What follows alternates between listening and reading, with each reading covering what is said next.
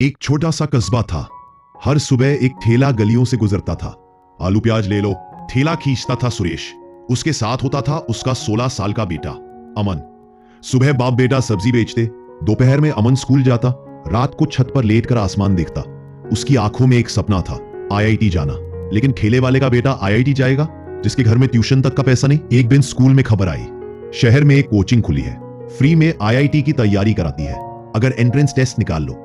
अमन के चेहरे पर चमक आ गई। घर भागा गया।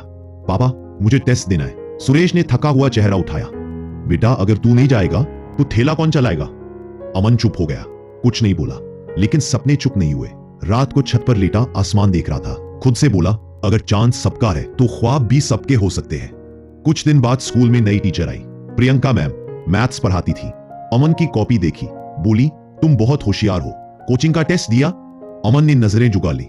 घर की हालत ठीक नहीं है मैम, मैं तुम्हारी मदद करूंगी। रोज शाम को लाइब्रेरी आ जाना।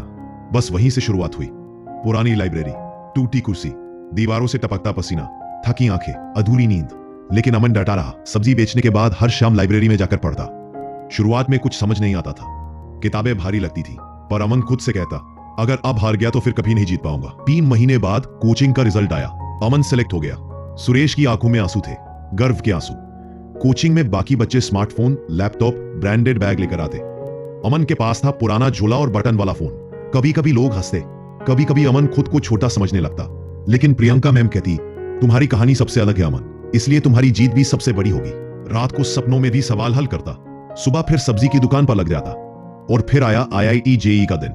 पेन हाथ में था, दिल धड़क रहा था। अमन ने खुद से कहा, मैं किसी से कम नहीं। हर सवाल पर ध्यान लगाया, जहां फंसा वही प्रियंका। दिमाग से लड़ो। पेपर खत्म हुआ, चेहरा शांत था। रिजल्ट वाले दिन मोहल्ला खामोश था। फिर मोबाइल पर मैसेज आया, ऑल इंडिया रैंक 413। सुरेश ने बेटे को गले लगा लिया। तूने हमारा नाम रोशन कर दिया बेटा। आईआईटी बॉम्बे में एडमिशन मिला। पहली बार हवाई जहाज में बैठा। क्लास में प्रोफेसर ने पूछा, टॉप 500 में कौन है? अमन ने गर्व से हाथ उठाया। वो बच्चों के साथ बैठा जिनके पास सब कुछ था, लेकिन अमन के पास था संघर्ष, हौसला और एक सपना। 4 साल बाद अमन को बड़ी कंपनी में नौकरी मिली, पर उसने सोचा, नौकरी तो बहुत लोग करते हैं, अब लौटना है। लौटा अपने कस्बे। वहीं एक कोचिंग खोली, नाम रखा उड़ान। उन बच्चों के लिए जिनके पास सपना है लेकिन साधन नहीं। अब लोग उसे अमन सर कहते हैं। गाड़ी बड़ी है, नाम बड़ा है, पर जब भी किसी सब्जी वाले का बच्चा दिखता है तो अमन रुकता है, मुस्कुराता है, गले लगाता है। हर नए बैच को एक बात कहता है, मैं ठेले वाले का बेटा हूं। अगर मैं कर सकता हूं तो तुम भी कर सकते हो। बस कभी हार मत मानना। अब उसके पापा ठेला नहीं चलाते, मोहल्ला।